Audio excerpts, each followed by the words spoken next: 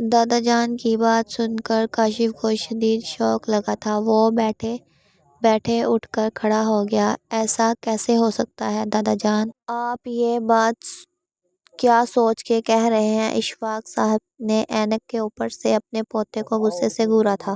واپس بیٹھ جاؤ برخوردار، اس میں اتنا اچھلنے والی کون سی بات ہے؟ کوئی ایسی انہونی نہیں کہہ دی میں نے جو تم اتنا اوور ریئیکٹ کر رہے ہو۔ اشفاق صاحب کو جیسے کاشف کے اعتراض سے کوئی فرق نہیں پڑا تھا۔ وہ بے یقین سا واپس کرسی پر بیٹھتا چلا گیا۔ ابھی تک اسے اپنے کانوں پر یقین نہیں آ رہا تھا۔ دادا جان، آپ سچ کہہ رہے ہیں؟ پورے ہوش و حواس میں ہیں؟ کیا بالکل سنجیدہ ہیں یا میرے ساتھ مذاق کر رہے ہیں؟ اگر مجھے یہ بتاؤ میرا تمہارے ساتھ مذاق کا رشتہ ہے۔ کاشف نے نفی میں سر ہلایا تھا۔ دادا جان نے بہت غصے والے اور محترم شخصیت ہیں۔ سبھی لوگ ان کے سامنے بات کرنے سے پہلے ہزار بار سوچتے تھے۔ گو کہ کاشف ان کا بہت لاڈلا تھا۔ ہر بات وہ بلا جھجک ان سے کہہ دیتا تھا، مگر اس کے باوجود ابھی وہ دادا جان سے بہت زیادہ جھجکتا تھا۔ اب اس کے بعد کہنے سننے کو کیا رہ گیا تھا؟ جانتا تھا کہ دادا جان نے جو فیصلہ کیا ہے وہ کبھی بھی اس سے ایک انچ بھی پیچھے ہٹنے کے لیے تیار نہیں ہوں گے، اور اگر ان کے بار بار بحث کرے گا تو ان کی طبیعت خراب ہو جائے گی اور اس سے پورے خاندان کے اقتدار کا نشانہ بننا پڑے گا۔ بہت ہی شکستہ اور تھکے ہوئے قدموں سے وہ ان کے کمرے میں سے باہر نکلا تھا۔ کاشف صاحب نے اس کی شکستہ چال کو بہت غور سے ملاحظ کیا تھا۔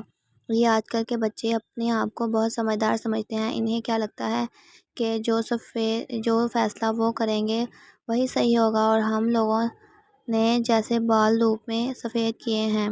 ان بچوں کی تو میں رگ رگ سے واقف ہوں۔ کسی کے لیے کیا صحیح رہے گا یہ بات مجھ سے زیادہ اچھے طریقے سے اور کون سمجھتا ہوگا۔ کاشف سیدھا اپنی ماں باپ کے کمرے میں گیا۔ وہ کاشف اور دعا کو ہی ڈسکس کر رہے تھے اور اسے دیکھ کر جمیلہ بیگم مسکرائی تھیں۔ آؤ بیٹا آؤ، تمہارا ہی ذکر ہو رہا تھا۔ خیر سے تمہارے دادا جان کے ساتھ ہم نے تمہارے نکاح کے لیے جمعے کا دن رکھا ہے، ٹھیک ہے نا؟ ہم لوگ نے عجالت کی تمہاری کوئی مصروفیات تو نہیں دیکھی؟ وہ بے چینی سے ان کے پاس جا کر بیٹھ گیا۔ امی، کیا آپ لوگوں کو اس رشتے سے کوئی اعتراض نہیں ہے؟ وہ سخت حیران پریشان تھا، بے یقینی سے اپنی ماں کو دیکھنے لگا۔ کیوں بیٹا، بھلا ہم لوگ اس رشتے سے کیوں اعتراض کریں گے؟ دعا گھر کی بچی ہے، ہماری آنکھوں کے سامنے پلی بڑھی ہے۔ ماننا کہ وہ تھوڑی شرارتی ہے، نٹ کھٹ ہے، مگر وہ بہت اچھی اور سلجھی ہوئی ہے، جلد ہی اس بات کو سمجھ جاتی ہے، اور مجھے یقین ہے کہ تم سے اپنی مرضی کے مطابق ڈھال لو گے۔ وہ اپنا سر تھام لیے بیٹھ گیا۔ وہ ایک 18 سالہ ناسمجھ بچی اور میں 28 سال کا نوجوان جو کالج میں پروفیسر کے عہدے پر فائز ہوں، اور وہ میری اسٹوڈنٹ ہے۔ میں جانتا ہوں کہ وہ کتنی نٹ کھٹ ہے، سنجیدگی تو اسے چھو کے بھی نہیں گزری۔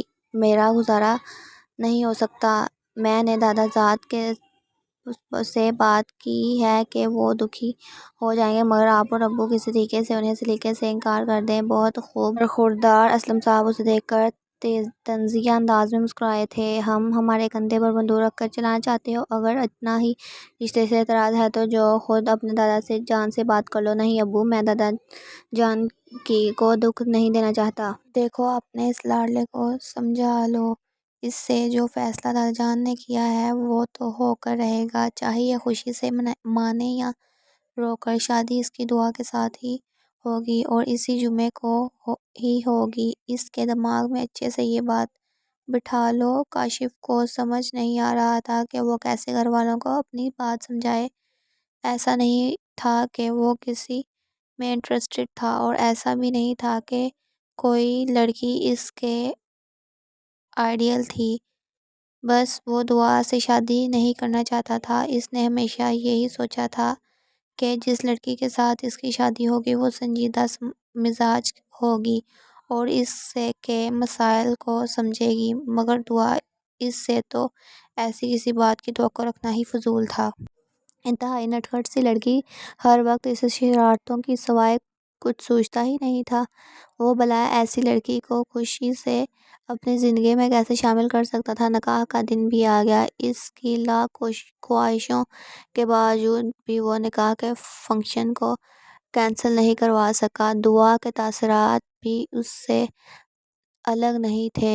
اس کے دل میں بھی طرح طرح کے خدشات تھے۔ دونوں ہی ایک گھر میں رہتے تھے، بچپن کا ساتھ تھا، اس لیے دونوں کو ایک دوسرے کے مزاج اور عادات سے اچھے سے واقفیت تھی۔ کاشف تو ایک اس کا پروفیسر بھی تھا، بات بات پر اس کو ڈانٹنے کا کوئی موقع ہاتھ سے جانے نہیں دیتا تھا۔ کلاس میں بھی وہ دعا کو اپنی نظروں کے حصار میں رکھتا تھا۔ وہ ذرا سی شرارت کرتی تو وہ تو سب کے سامنے ڈانٹ دیتا۔ دعا بھی منہ بسورے ہوئے تھی۔ امی کوئی یہی آدمی ملا تھا آپ کو میرے لیے؟ اتنا خڑوس، اتنا سنجیدہ مزاج، میں اتنی دیر چپ رہوں تو میرا منہ درد کرنے لگتا ہے۔ پتہ نہیں یہ آدمی اتنی دیر چپ کیسے رہ لیتا ہے، یہ تو مجھے بھی اپنے جیسا بنا لے گا۔ امی اگر آپ کو مجھ سے واقعی محبت ہے تو آپ دادا جان کو اس رشتے سے روکیں۔ بیٹی پاگل تو نہیں ہو تم؟ تمہارے دادا جان کی زندگی کی سب سے بڑی خواہش ہے کہ اور یہ کوئی فیصلہ آج کا نہیں، یہ فیصلہ انہوں نے تب کیا تھا جب تم چھوٹی سی پیدا ہوئی تھی۔ تو انہوں نے کہا تھا کہ اس کی شادی بڑے ہو کر میرے کاشف کے ساتھ ہوگی۔ سب نے اس کی ہاں میں ہاں ملائی، کسی نے بھی اس بات پر اعتراض نہیں کیا۔ اور ویسے بھی کاشف میں کس بات کی کمی ہے؟ اتنا اچھا لڑکا تو ہے، کسی وقت لڑکیوں کو ایسا شوہر ملتا ہے۔ امی ان میں کوئی کمی نہیں ہے، ان میں زیادتی ہی زیادتی ہے، ہر چیز ہی ان میں حد سے زیادہ ہے، اور میں ایسے انسان کے ساتھ رہتے رہتے اس کی طرح روبوٹ بن جاؤں گی۔ فضول قسم کی باتیں مت کرو، بیوٹیشین آنے والی ہے، تم آرام سے تیار ہو جاؤ، اور ہاں نکاح کے وقت بھی کسی قسم کی کوئی شرارت نہیں کرنا، اور جب کاشف تمہارے سامنے آئے گا تو تب بھی اسے تنگ نہیں کرنا۔ اب تم کوئی چھوٹی بچی نہیں ہو، بلکہ اب سے ایک ذمہ دار عورت بن رہی ہو، اپنی ذمہ داریوں کو سمجھو۔ دعا تو رونی صورت بنائے اپنی ماں کو بس دیکھے گئی تھی۔ آپ سب جتنے اجنبی ہو گئے ہیں، ایسا لگتا ہے جیسے کسی کو مجھ سے محبت ہی نہیں رہی، کسی کو بھی میری ذات سے کوئی دلچسپی نہیں رہی۔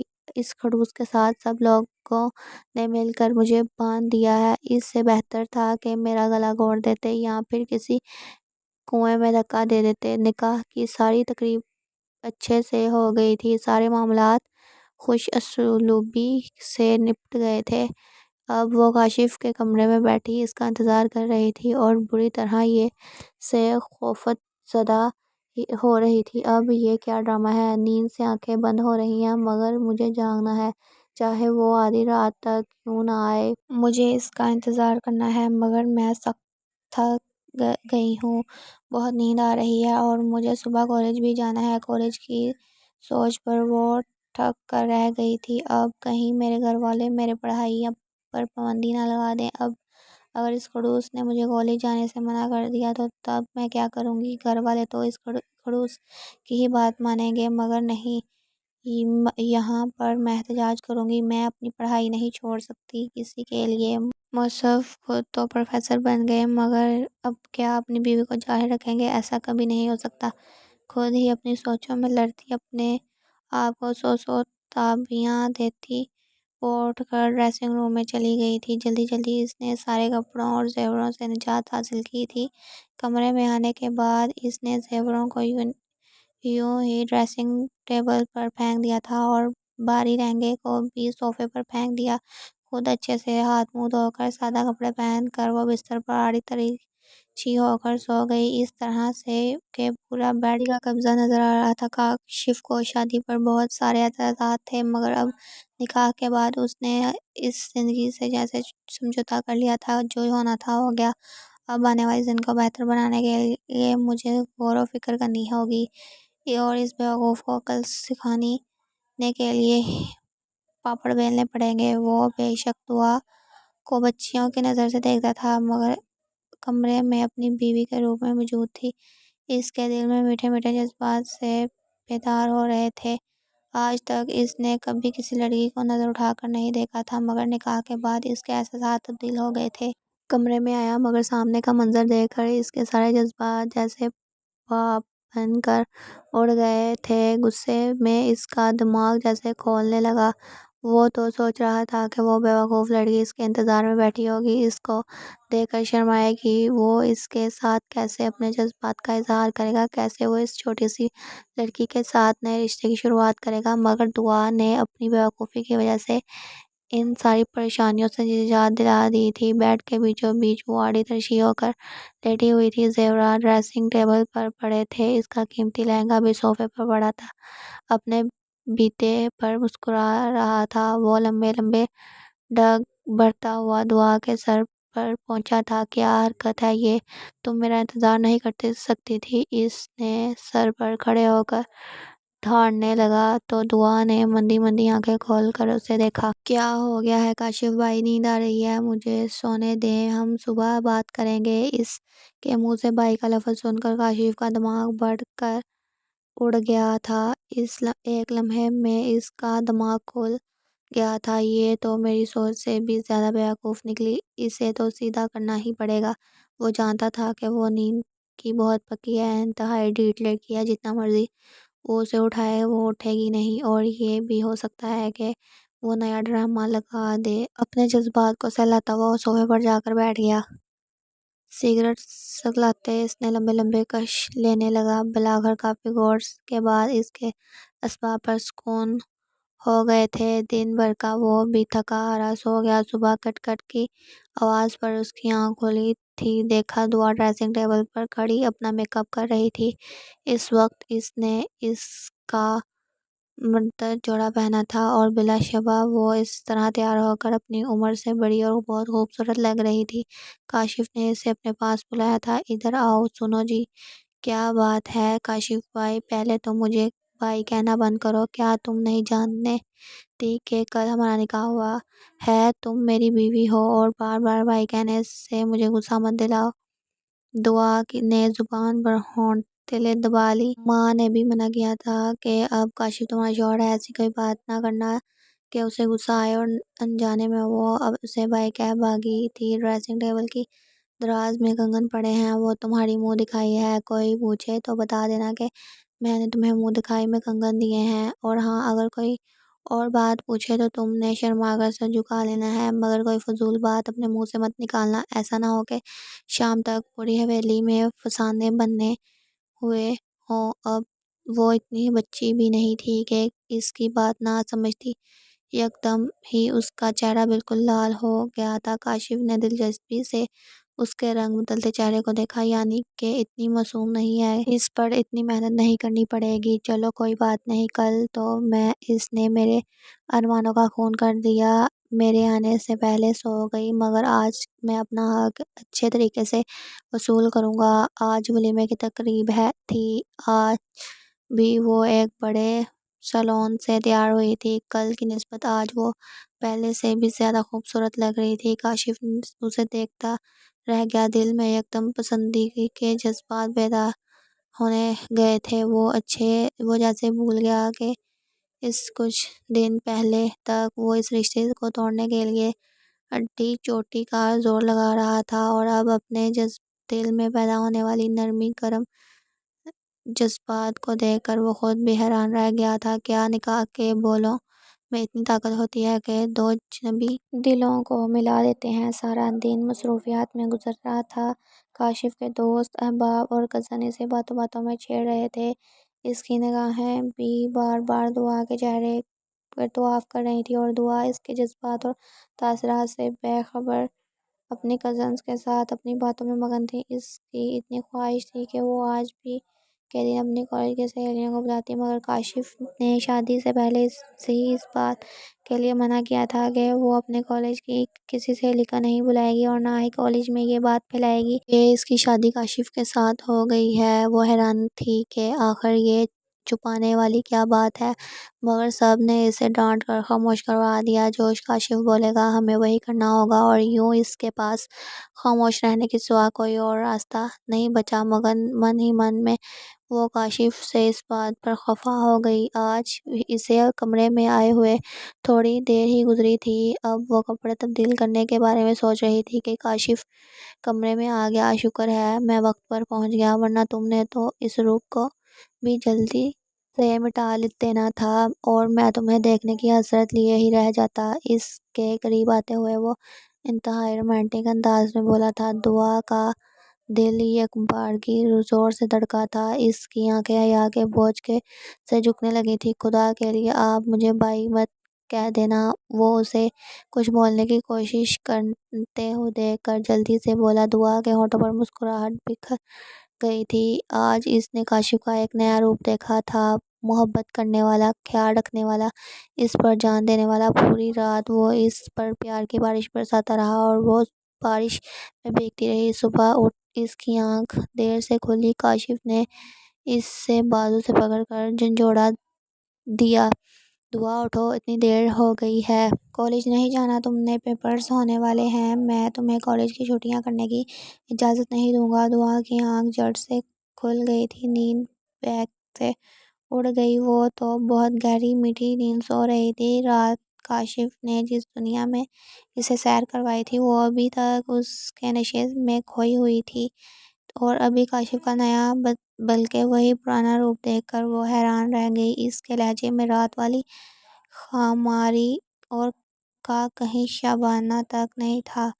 وہ اسے رومانٹک اور میٹھی میٹھی نظروں سے دیکھ رہا تھا، بلکہ ہمیشہ کی طرح اس کے ظلم پر سنجیدگی تھی۔ وہ جلدی سے تیار ہو جاؤ، میں اپنے ساتھ ہی تمہیں لے کر چلوں گا، اور ہاں، کالج میں جا کر کسی کو بھی اس بات کا پتہ نہیں چلنا چاہیے، ورنہ مجھ سے برا کوئی نہیں ہوگا۔ وہ اس پل پل بدلتے انسان کو دیکھ کر حیران رہ گئی تھی۔ کتنا عجیب انسان ہے، رات کیسے محبت جتا رہا تھا اور ابھی ایسے اجنبی بن گئے ہیں۔ تمہارا نمبر بہت بار ملایا، مگر تمہارا نمبر آف جا رہا تھا۔ ہاں، بس میری طبیعت خراب تھی، موبائل کو بھی چارج کرنے کا دھیان نہیں رہا۔ آج طبیعت ٹھیک ہوئی تو میں آ گئی، وہ ان لوگوں سے جھوٹ بولتے ہوئے بولی، مگر ان دونوں کی آنکھیں جڑنے والی تھیں۔ بیمار ہو کر انسان کمزور پڑ جاتا ہے، اس کا رنگ پھیکا پڑ جاتا ہے، مگر تم تو اتنی نکھری نکھری لگ رہی ہو، اتنی چمک رہی ہو، کہیں سے بیمار نہیں لگ رہی، اور تمہارے ہاتھوں پر یہ مہندی، کیا بات ہے، کہیں شادی وادی تو نہیں کروا لی؟ دونوں نے جھرجھرتے ہوئے بولا تو وہ شرما گئی۔ اس نے سوچا کہ اپنی سہیلیوں سے جھوٹ بولنا غلط بات ہے، مگر پھر جلدی سے اس نے اپنے جذبات پر قابو پا لیا۔ اگر اس خڑوس کو پتہ چل گیا کہ میں نے اپنے اور اس کی شادی کے بعد بتا دی تو میرا لحاظ نہیں کرے گا۔ ابھی وہ دونوں باتیں کر ہی رہی تھیں کہ ان کے پاس شاہ زین آئے۔ ارے مس دعا، آپ اتنے دن سے کہاں تھی؟ شاہ زین کا یوں اپنے پاس آنا اور اس قدم بے ساختگی سے اپنی پریشانی کا اظہار کرنا دعا کو بری طرح سے کھٹکا تھا۔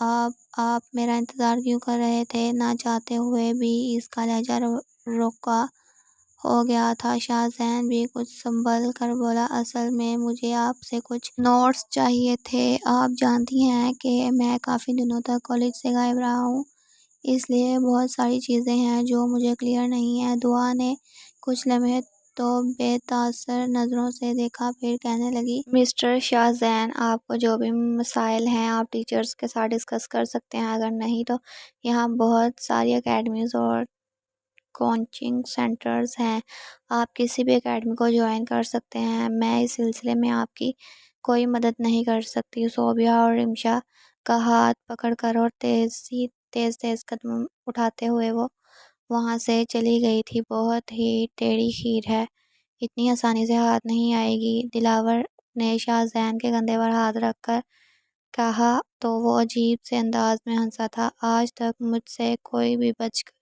نہیں سکا، جس پر میری نظر پڑی میں نے اسے حاصل کر کے ہی دم لیا ہے۔ یہ لڑکی کیا چیز ہے؟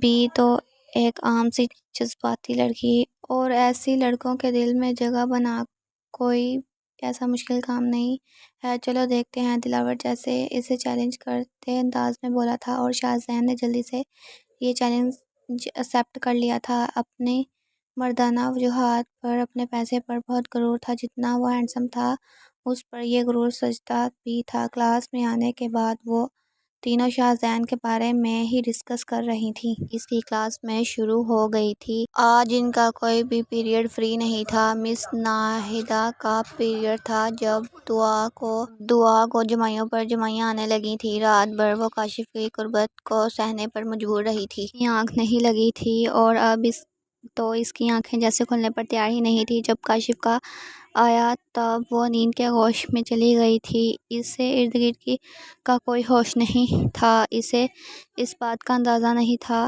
کہ کاشف کیا پڑھا رہا ہے۔ کاشف نے 2 سے 3 بار اس کی طرف دیکھا، مگر اسے بخیر سوتے دیکھ کر وہ دل ہی دل میں مسکرایا تھا۔ یہ لڑکی کبھی بھی نہیں سدھر سکتی، کلاس میں بھی کیسے آرام سے سو رہی ہے، گھر چل کر اس کا مطلب سکھاؤں گا۔ پڑھتے ہوئے اس کی نظر شاہزین پر پڑی تھی، جو ٹکی باندھے دعا کو دیکھ رہا تھا۔ غصے کی ایک لہر کاشف کے پورے وجود میں سرکار آئی۔ مسٹر شاہزین، کیا آپ کلاس میں موجود ہیں؟ شاہزین اس کی بات پر ہڑبڑا ہو گیا۔ جی سر، میں یہی ہوں۔ تو پھر بتائیں ابھی میں کیا بات کر رہا تھا، کیا پڑھا رہا تھا آج میں؟ شاہزین آئیں بائیں شائیں کرنے لگا۔ اس نے ایک بار بھی لیکچر پر دھیان نہیں دیا تھا، وہ تو دعا کی نیند میں اور اس کی خوبصورتی میں کھویا ہوا تھا۔ کاشف نے اسے بری طرح سے ڈانٹ کر کمرے سے باہر نکالا تھا اور پھر دعا کے پاس جا کر اس کے ڈیسک کو زور سے بجایا۔ دعا کی آنکھ کھل گئی۔ اگر نیند پوری ہو گئی ہے تو لیکچر پر بھی دھیان دو، ورنہ پیپرز میں کیا لکھو گی؟ پوری کلاس زور زور سے ہنسنے لگی تھی۔ دعا سب کے سامنے پوری طرح شرمندہ سی ہو گئی۔ اس نے خفا نظروں سے کاشف کی طرف دیکھا، مگر وہ نظریں چرا گیا تھا۔ اگلے دن پھر سے دعا کاشف کی کلاس آتے ہی نیند کی دیواروں میں جھولنے لگی تھی۔ جب وہ لیکچر دیتے ہوئے شاہزین کی طرف نظر دوڑی تو آج پھر اس نے شاہزین کو دعا کی طرف ٹکی باندھے کر دیکھتے ہوئے پایا تھا۔ اس لڑکے کی آنکھ میں عجیب سے رنگ تھے، جن میں ہوس کا رنگ صاف نظر آ رہا تھا۔ دعا کاشف کی بیوی تھی اور وہ دل ہی دل میں اسے پسند بھی کرنے لگا تھا۔ وہ اس کے گھر کی عزت تھی اور کوئی اس قدر غلیظ نگاہوں سے دیکھے یہ بات کاشف مر کر بھی برداشت نہیں کر سکتا تھا۔ شاہزین نے کاشف کو اپنی جانب دیکھتے ہوئے محسوس کر لیا تھا، اس لیے وہ کتاب کھول کر بیٹھ گیا، مگر کاشف نے اب کی بار دعا کو کھڑی سنانے کا فیصلہ کیا۔ مس دعا، کیا آپ کلاس میں سونے کے لیے آتی ہیں یا پڑھنے کے لیے؟ دعا ہڑبڑا کر اٹھی۔ جی سر، پڑھنے کے لیے۔ اگر پڑھنے کے لیے آتی ہیں تو پھر نیند آپ گھر پر میں پوری کر کے آیا کریں۔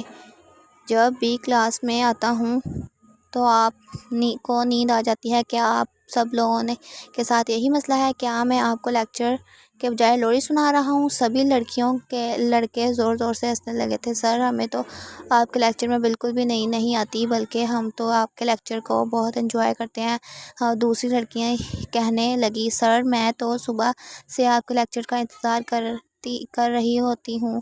اور پھر سب اپنی اپنی بولیاں بولنا شروع ہو گئے تھے۔ سر ہاں، ہم تو یہاں آتے ہی آپ کے لیکچر کے لیے ہیں، بس اب یہ سب لوگ اپنی اپنی کتابوں کی طرف دھیان دیں اور دعا تم اس کمرے سے باہر نکلو۔ باہر جب گرمی میں جا کر کھڑی ہوگی تو تب تمہاری نیند بھی ٹوٹے گی اور تب تمہیں احساس ہوگا کہ کلاس میں کس مقصد کے لیے آتے ہیں۔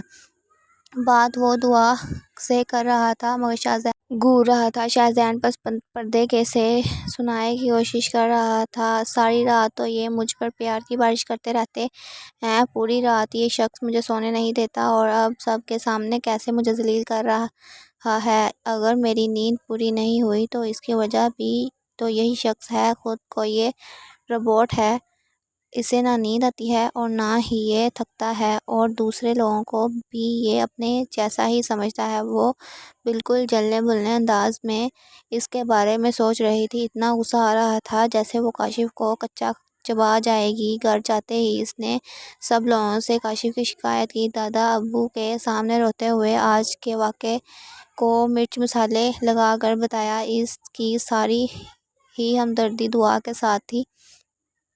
بلاؤ اس کاشف کو، میں پوچھتا ہوں کہ کیسے اس نے میری بیٹی کو رلایا، اس کی ہمت کیسے ہوئی ایسا کرنے کی۔ تھوڑی دیر کے بعد کاشف اس کے سامنے آیا تھا اور ان کے اعتبار کو سہ رہا تھا۔ کیوں برخوردار شادی کی ہے؟ اس کا مطلب یہ نہیں کہ تم نے بچی کو خرید لیا ہے، تم جو تمہارے من میں آئے گا تم وہ کرو گے۔ کیوں تم نے اس کے سب کے سامنے بے عزتی کی؟ دادا جان، وہ کلاس میں سو رہی تھی، میں پڑھا رہا تھا اور وہ نیند کے مزے لے رہی تھی۔ اگر سب اسی طرح چلتا رہا تو پڑھے گی کیا، پیپرز میں کیا لکھے گی؟ تو یہ تمہارا مسئلہ نہیں ہے برخوردار، میری بچی بہت ذہین ہے، بہت لائق فائق ہے، تم دیکھنا وہ بہت اچھے نمبروں سے پاس ہوگی۔ دادا جان، بھی یہی چاہتا ہوں، اچھے نمبروں سے پاس ہو، کسی قابل بنے۔ میں خود پروفیسر ہوں اور میں نہیں چاہتا کہ میری بیوی ایسے فیل ہو، ورنہ لوگ کیا کہیں گے کہ مجھے کیا پڑھی لکھی لڑکی نہیں مل سکتی جو میں نے اس سے شادی کی۔ کاشف نے دعا کو دیکھتے ہوئے بولا تھا، جس کے چہرے کا رنگ پل بدلنے لگا تھا۔ میں انہیں پڑھا کر دکھاؤں گی، میں اس انسان کے کسی قابل بن کر دکھاؤں گی۔ یہ شخص مجھے سب کے سامنے انڈر ایسٹیمیٹ کرتے ہیں، مجھے نیچا دکھانے کی کوشش کرتے ہیں، مگر اب میں بتاؤں گی کہ میں اتنی گری پڑی نہیں ہوں۔ جذباتی انداز میں ہنکتے ہوئے وہ اس وقت کاشف کو بہت اچھی لگی تھی۔ بہت مشکل سے اس نے اپنے ہونٹوں پر آنے والی مسکراہٹ کو روکا تھا۔ جب وہ رات کو کمرے میں آیا تو دعا سر سے لے کر پاؤں تک چادر کو تان کر سو رہی تھی۔ کاشف نے اس کے پاس جا کر سر پر سے چادر اتارتے ہوئے وہ زور زور سے چلانے لگی، مجھے بہت شدید نیند آ رہی ہے، مجھے سونے دیں۔ اگر میں ابھی نہیں سوئی تو پھر صبح مجھے کلاس میں نیند آئے گی اور پھر سب کے سامنے آپ مجھے ذلیل کریں گے کہ میں کالج میں کیوں آتی ہوں پڑھنے یا نیند پوری کرنے۔ کاشف اسے بس دیکھتا رہ گیا۔ تم سچ میں بیوقوف ہو دعا، تم یہ سمجھ نہیں سکی کہ مجھے آخر تم پر غصہ کس بات کا تھا؟ کلاس میں صرف لڑکیاں ہی نہیں بلکہ بہت سارے لڑکے بھی ہیں اور ان میں کچھ ایسے ہیں جو بہت آوارہ مزاج کے اور غلط قسم کے ہیں۔ وہ تمہیں گور گور کر دیکھ رہے تھے اور یہ بات میری غیرت نے برداشت نہیں کی، اس لیے میں چاہتا ہوں کہ تم پورے دھیان کے ساتھ کلاس میں بیٹھا کرو۔ آپ نے مجھے بس ڈانٹنا ہوتا ہے، مجھے بس ذلیل کرنا ہوتا ہے اور اس کے لیے آپ کو بس کوئی نہ کوئی بہانہ چاہیے۔ مگر اب میں نے سوچ لیا ہے کہ آج میں بھرپور نیند لوں گی، پھر مجھے تنگ نہیں کریں گے۔ اگر آپ نے مجھے تنگ کیا ابھی تو میں شور مچا دوں گی۔ کاشف مسکراتے ہوئے اس کے پاس بیٹھا، چلو پھر مچاؤ شور، اب تو میں تمہیں تنگ کرنے والا ہوں۔ آج میں تمہیں اتنا تنگ کروں گا جو اتنے دنوں میں کبھی نہیں کیا۔ آج اگلی پچھلی ساری کس میں نکال لوں گا۔ اس کے اوپر جھکتے ہوئے بولا تو وہ جلدی سے بہانے بناتے ہوئے بولی، مجھے واش روم جانا ہے، پیٹ میں بہت شدید درد ہو رہا ہے۔ کاشف نے اگلے ہی پل اسے چھوٹی سی جسارت کر کے اسے چھوڑ دیا تھا۔ ہاں تو واش روم جاؤ، واش روم جانے سے کس نے روکا ہے؟ وہ پیچھے ہو کر بیٹھ گیا تو اگلے ہی پل دعا چھلانگ لگا کر بیڈ سے نیچے اتری، مگر اس کا رخ واش روم کی بجائے دروازے کی طرف تھا۔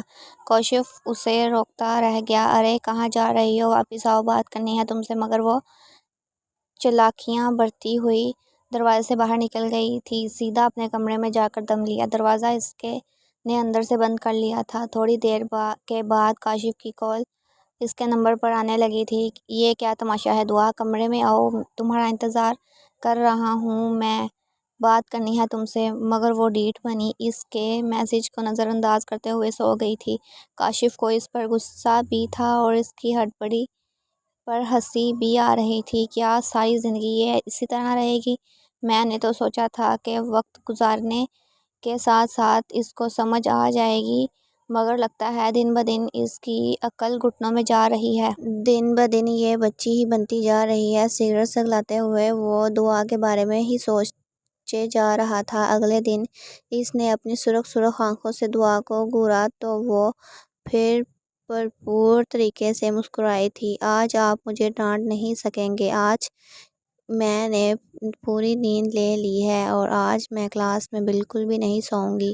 کاشف اسے دیکھتا رہ گیا، کل تو مجھے دھوکہ دے کر باہر نکل گئی تھی، مگر آج میں فری کے سارے راستے بند کر دوں گا۔ آج تم کیسے کمرے سے باہر نکلتی ہو میں دیکھ لوں گا۔ آج تو تمہیں تمہاری غلطی کی سزا بھی ملے گی۔ اس کے چہرے پر جھکتے ہوئے بولا۔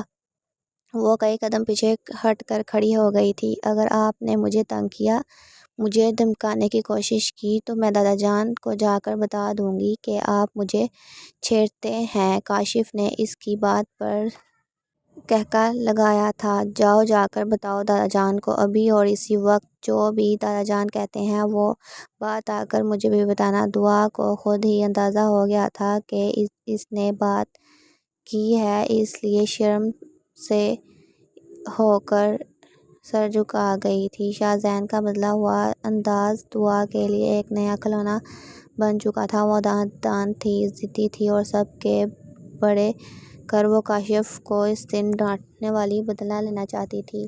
شاہزین کی نظروں میں چھپی ہوس اور چالاکی کو بھاتا اس معصوم لڑکی کے بس کی بات نہیں تھی۔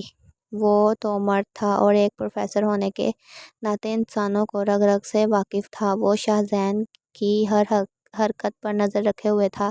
جمعرات کی صبح کالج کی راہداری میں دعا اپنی سہیلیوں کے ساتھ کھڑی تھی کہ شاہزین ایک بار پھر بڑے سلیقے سے چلتا ہوا اس کے قریب آیا۔ اس کے ہاتھ پر ایک خوبصورت ڈائری تھی۔ مس دعا، یہ پچھلے ہفتے کی فنسان کے نوٹس ہیں۔ میں نے خاص طور پر آپ کے لیے تیار کیے ہیں کیونکہ میں جانتا ہوں کہ آپ کی چند کلاسز مس ہو گئی تھیں۔ شاہزین نے اپنی آواز میں بے حد زیادہ نرمی اور احترام گھولتے ہوئے کہا۔ دعا نے ایک لمحے کے لیے جھجک محسوس کی، لیکن جیسے ہی اس کی نظر دور آتے ہوئے کاشف پر پڑی جو اس کی طرف ہی دیکھ رہا تھا اور اس کے چہرے پر غصے کے اثر صاف نمایاں تھے، دعا کے دل میں شرارت سے انگھتی تھی۔ اس نے جان بوجھ کر ایک دلکش مسکراہٹ اپنے چہرے پر سجائی۔ اوہ تھینک یو سو مچ شاہزین، آپ واقعی بہت ہیلپ فل ہیں۔ مجھے ان نوٹس کی سخت ضرورت تھی، دعا نے اتنی اونچی آواز میں کہا کہ کاشف تک اس کی بات بآسانی پہنچ جائے۔ کاشف کے قدم وہیں رک گئے، اس کے میٹھے کھنچ گئے، آنکھوں میں خون اتر گیا۔ وہ تیزی سے ان کی طرف آیا بڑھا، لیکن شاہزین نے کمال ہوشیاری سے کاشف کو آتے دیکھ کر دعا سے اجازت کی۔ یو آر ویلکم مس دعا، کوئی بھی ضرورت ہو میں ہمیشہ حاضر ہوں۔ وہ مسکراتا ہوا آگے نکل گیا۔ کاشف دعا کے بالکل سامنے آ کر کھڑا ہو گیا۔ اس کا سانس تیزی سے چل رہی تھی اور چہرے کا جل دیکھنے والا تھا۔ یہ کیا بدتمیزی ہے دعا، کاشف نے دھیمی لیکن غصے لہجے میں گھورتے ہوئے کہا۔ میں نے تم سے کہا اس لڑکے سے دور رہو۔ تمہیں میری بات سمجھ کیوں نہیں آتی؟ دعا نے معصومیت سے کندھے جھکائے اور اپنی سہیلیوں کو اشارے سے آگے جانے کو کہا۔ جب وہ دونوں اکیلے رہ گئے تو وہ بولی، کیوں سر، وہ تو بس میری پڑھائی میں مدد کر رہا تھا۔ اب کیا کالج میں کسی بات کرنا بھی گناہ ہے؟ آپ بلا وجہ ہر چیز کو آنا کا مسئلہ بنا لیتے ہیں۔ میں بلا وجہ بات نہیں کر رہا دعا، اگر تم ابھی بچی ہو، تمہیں دنیا کی مکاریاں نہیں معلوم۔ وہ لڑکا جس نظروں سے تمہیں دیکھتا ہے وہ مجھے بالکل پسند نہیں ہے۔ وہ کوئی اچھا انسان نہیں ہے۔ کاشف نے اس کا بازو ہلکے سے پکڑ کر سمجھانے والے انداز میں کہا، لیکن اس کے لہجے کی سختی برقرار تھی۔ اچھا تو آپ بہت اچھے ہیں جو رات کو کچھ اور ہوتے ہیں اور دن میں پوری کلاس کے سامنے مجھے ذلیل کرتے ہیں۔ کم ذرا کم وہ سب کے سامنے میری عزت تو کرتا ہے، آپ کی طرح لوریاں سنانے کے طعنے تو نہیں دیتا۔ مجھے سکھانے کی ضرورت نہیں ہے کاشف بھائی۔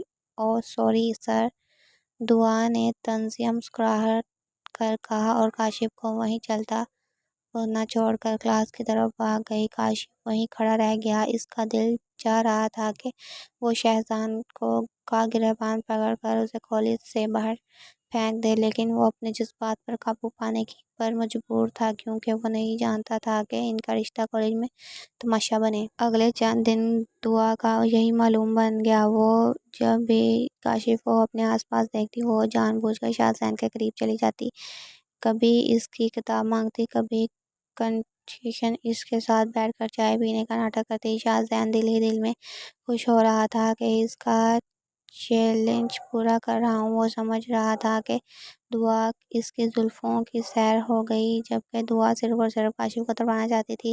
ایک شام جب وہ دونوں گھر لوٹے تو کاشف نے کمرے کا دروازہ اندر سے بند کر لیا۔ اس کا صبر کا پیمانہ لبریز ہو چکا تھا۔ دعا صوفے پر بیٹھ کر اپنے بال کھول رہی تھی جب کاشف اس کے سامنے آ کر جھکا اور اس کے دونوں ہاتھوں کو مضبوطی سے پکڑا لیا۔ آج تمہارا تماشا حد سے بڑھ گیا تھا دعا، کاشف کی آواز میں ایک خوفناک سنجیدگی تھی۔ میں اس کے ساتھ بیٹھ کر ہنس رہی تھی۔ تم جانتی ہو کہ پورے کالج کے لڑکے تمہارے بارے میں باتیں کر رہے تھے۔ تم میری بیوی ہو، اشفاق صاحب کی عزت ہو۔ دعا نے اپنے ہاتھ جھاڑنے کی کوشش کی مگر کاشف کی گرفت مضبوط تھی۔ چھوڑیں مجھے کاشف، آپ کو اتنی تکلیف کیوں ہو رہی ہے؟ آپ نے ہی تو کہا تھا کہ کالج میں کسی کو پتہ نہیں چلنا چاہیے کہ میں آپ کی بیوی ہوں، تو بس سب کے لیے میں ایک عام لڑکی ہوں اور شاہزین میرا کلاس فیلو ہے۔ آپ اتنے پوزیسو کیوں ہو رہے ہیں؟ میں پوزیسو نہیں ہو رہا، میں تمہیں ایک دلدل میں گرنے سے بچا رہا ہوں، کاشف نے چلتے ہوئے کہا۔ تمہیں کیا لگتا ہے وہ تم سے محبت کرتا ہے؟ وہ ایک گھٹیا، عیش اور بدقماش لڑکا ہے۔ اگر آپ کے بعد مجھے تم اس کے آس پاس بھی نظر آئی تو میں تمہارا کالج آنا بند کروا دوں گا، چاہے مجھے دادا جان سے کیوں نہ لڑنا پڑے۔ دعا نے غصے سے کاشف کی آنکھوں میں دیکھا۔ آپ صرف دھمکیاں دے سکتے ہیں، آپ کو مجھ سے کوئی محبت نہیں، آپ بس اپنی انا کی تسکین چاہتے ہیں۔ یہ کہہ کر اس نے اپنے ہاتھ جھٹکا اور چادر لے کر بیٹھ کے ایک کونے میں منہ پھیر کر لیٹ گئی۔ کاشف دیر تک کمرے میں ٹہلتا رہا، سگریٹ پر سگریٹ سگلاتا رہا۔ اس کی رات کی نیندیں اڑ چکی تھیں اور اس کی وجہ دعا کی یہ ضدی طبیعت تھی۔ حالات اس وقت ایک خوفناک موڑ اختیار کر گئے جب ایک ہفتہ بعد کالج میں اچانک پولیس کی گاڑی داخل ہوئی۔ پورے کالج کی سنسنی پھیل گئی، اسٹوڈنٹ کلاسوں سے باہر نکل آئے۔ دعا، رمشا اور صوبیہ بھی کوریڈور میں کھڑی تھیں جب انہوں نے دیکھا کہ پولیس کے دو سپاہی شاہزین کو اس کے دوست دلاور کو ہتھیار لگا کر پرنسپل کے کمرے سے باہر لا رہے تھے۔ شاہزین کا چہرہ زرد پڑ چکا تھا اور اس کا وہ ساری مردانہ وجوہات اور غرور خاک میں مل چکا تھا جس پر وہ اتراتا تھا۔ پرنسپل صاحب اور کاشف بھی پولیس کے ساتھ باہر آ رہے تھے۔ کاشف کے چہرے پر ایک سخت اور فاتحانہ تھا، اس کی آنکھیں دعا کو تلاش کر رہی تھیں۔ سر، یہ لوگ کالج کے ہاسٹل اور کینٹ کے پیچھے اسٹوڈنٹس کو نشے کی گولیاں اور ڈرگس سپلائی کرتے ہیں، پولیس انسپکٹر نے اونچی آواز میں کہا تاکہ سب اسٹوڈنٹس سن لیں۔ ہمیں ان کے لاکر اور گاڑی سے بھری مقدم موڑ ملا ہے، ان کا پورا نیٹ ورک ہے جو کالج کے بچوں کی زندگیاں برباد کر رہا تھا۔ یہ سنتے ہی دعا کے پیروں تلے سے زمین نکل گئی، اس کے ہاتھ پاؤں ٹھنڈے ہو گئے۔ رمشا اور صوفیہ نے خوف سے اپنے منہ پر ہاتھ رکھ لیا۔ خدایا، یہ شاہزین تو دیگر ڈیلر نکلا۔ دعا، تم تو اس کے ساتھ کتنی فرینک ہو رہی تھی، شکر ہے خدا کا تم بچ گئی، رمشا نے کانپتی ہوئی آواز میں کہا۔ دعا کی نظریں شاہزین پر جم گئیں جسے پولیس والے گھسیٹتے ہوئے گاڑی کی طرف لے جا رہے تھے۔ شاہزین نے ایک بار دعا کی طرف دیکھا لیکن اس کی آنکھوں میں اب کوئی حیا اور محبت نہیں تھی، لیکن ایک مجرم کی ذلت تھی۔ پھر دعا نے کاشف کی طرف دیکھا جو دور کھڑا انتہائی سنجیدگی سے اسے ہی دیکھ رہا تھا۔ دعا کا سر چکرا گیا اور اس کا دل چاہا کہ وہ وہیں زمین میں دھنس جائے۔ اسے کاشف کی کہی ہوئی ایک بات یاد آ رہی تھی، وہ گھٹیا ہے، وہ تمہیں دلدل میں دھکیل دے گا، وہ ایک اچھا انسان نہیں ہے۔ اس دن کے بعد دعا جیسے بالکل خاموش ہو گئی۔ وہ کالج سے گھر آئی تو اس نے خود کو کمرے میں بند کر لیا۔ اس کا سارا غرور، اس کی ساری ضد ایک ہی جھٹکے میں لوٹ چلی گئی تھی۔ اسے اپنے آپ سے شدید گھٹن محسوس ہو رہا تھا کہ اس نے ایک مخلص انسان کی بات کو صرف اپنی انا کی خاطر نظر انداز کیا اور ایک ایسے مجرم کے مہرے کے طور پر استعمال ہوتی رہی جو معصوم بچوں کے مستقبل سے کھیلتا تھا۔ رات کو جب کاشف کمرے میں داخل ہوا تو اس نے دیکھا کہ دعا بیڈ پر گھٹنے موڑے اس کے سر رکھے رو رہی ہے۔ کمرے میں اندھیرا تھا، صرف بالکنی سے آنے والی چاندنی کی روشنی پھیل رہی تھی۔ کاشف نے نرمی سے لائٹ آن کی اور اس کے قریب جا کر بیٹھ گیا۔ اس کے دل میں دعا کے لیے کوئی غصہ نہیں تھا، صرف ایک ہمدردی اور تحفظ کا احساس تھا۔ اس نے اپنے ہاتھ نرمی سے دعا کے سر پر رکھا۔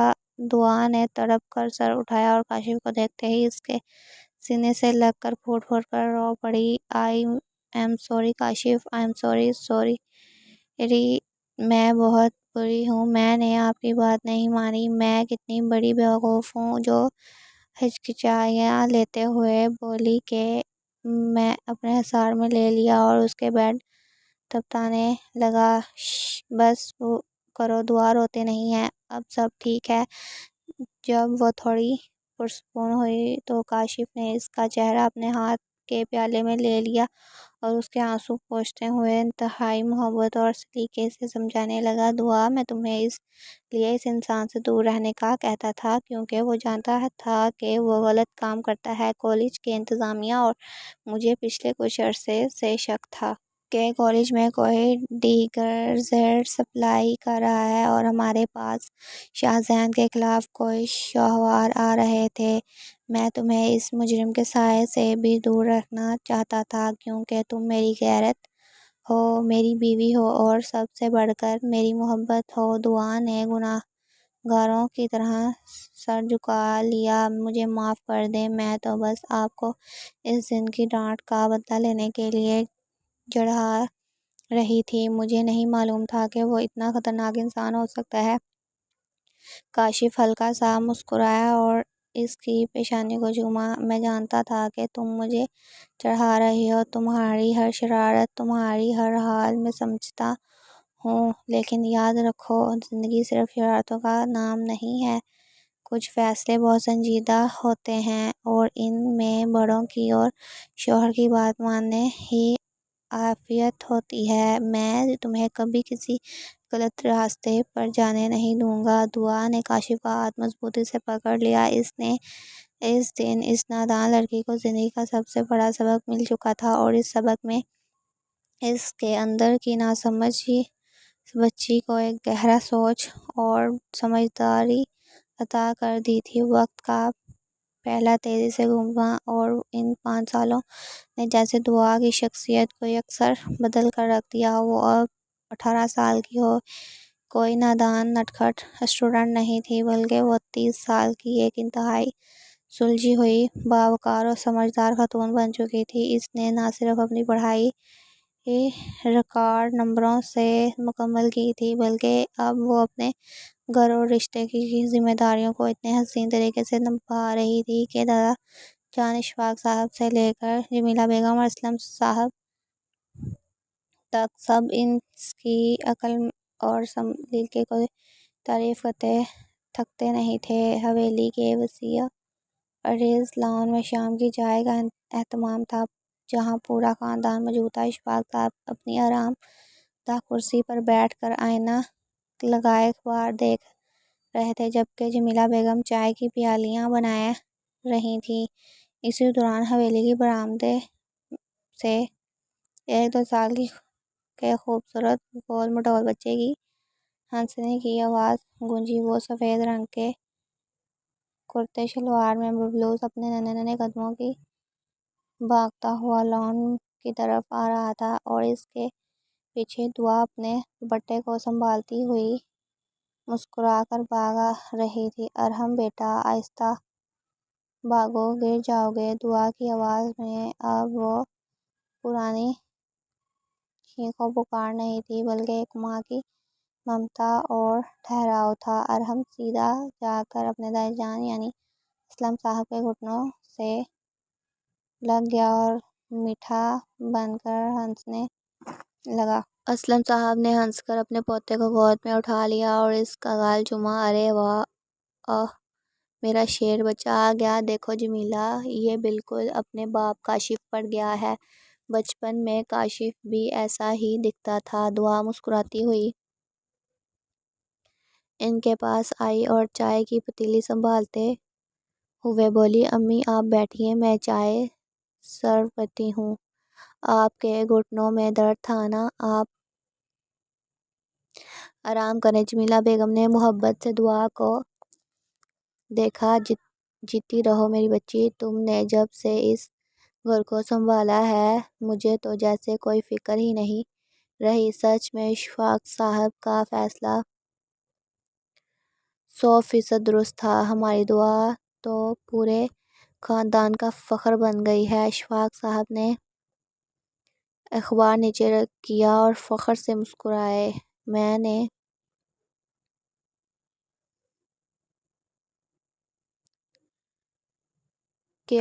کہا تھا نا برخوردار اسلم، میری بیٹی بہت لائق ہے۔ دیکھ لو، اس نے کاشف جیسے ضدی پروفیسر کو بھی سیدھا کر دیا اور گھر کو بھی جنت بنا دیا۔ دعا نے شرما کر سر جھکا لیا۔ اس لمحے حویلی کی بیرونی گیٹ سے کاشف کی گاڑی داخل ہوئی۔ گاڑی رکتے ہی کاشف باہر نکلا۔ اس کا کوٹ اس کے بازو پر تھا اور چہرے پر دن بھر کی تھکن تھی، لیکن جیسے ہی اس کی نظر لان میں بیٹھے اپنے خاندان اور دعا پر پڑی، اس کے چہرے کی ساری تھکن ایک لمحے میں غائب ہو گئی۔ ارحم نے جیسے ہی اپنے بابا کو دیکھا، وہ اسلم صاحب کی گود سے اترنے کے لیے مچل گیا۔ باپا پاپا، کاشف نے تیزی سے آگے بڑھ کر اپنے بیٹے کو ہوا میں اچھالا اور اپنے سینے سے لگا لیا۔ کیسا ہے میرا شہزادہ؟ آج آپ نے ماما کو تنگ تو نہیں کیا؟ ارحم نے اپنی توتلی زبان میں نفی میں سر ہلایا تو سب ہنس پڑے۔ کاشف نے بیٹے کو گود میں لیے ہوئے ہی دعا کی طرف دیکھا۔ دعا نے چائے کا کپ کاشف کی طرف بڑھایا۔ اس کی آنکھوں میں حیا، محبت اور وہ لازوال سمجھداری تھی جو اس نے ان 5 سالوں میں کاشف کی محبت سے سیکھی تھی۔ کاشف نے کپ لیتے ہوئے دعا کی آنکھوں میں دیکھا اور دھیمی آواز میں کہا، تھینک یو بیگم۔ دعا نے مسکرا کر سر جھکا لیا۔ وہ نادان لڑکی اب ایک نارمل عورت اور ایک مخلص بیوی اور ایک بہترین ماں بن چکی تھی، اور کاشف کا دل اپنے دادا جان کے اس فیصلے پر ہر پل خدا کا شکر ادا کرتا تھا جس نے دعا جیسی نعمت کو اس کی زندگی کا حصہ بنایا تھا۔